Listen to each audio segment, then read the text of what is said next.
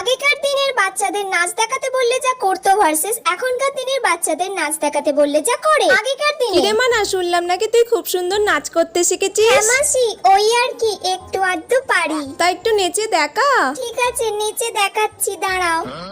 ফুলে ফুলে ঢোলে ঢোলে বহে কি বা মৃদুবাই।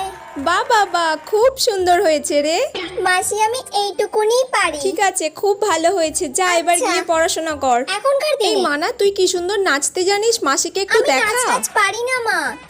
যেমন পারিস তেমনই কর। দূর বাবা, দূর বাবা, আমি কি জোকার নাকি যে সবার সামনে এরকম ভাবে নাচবো?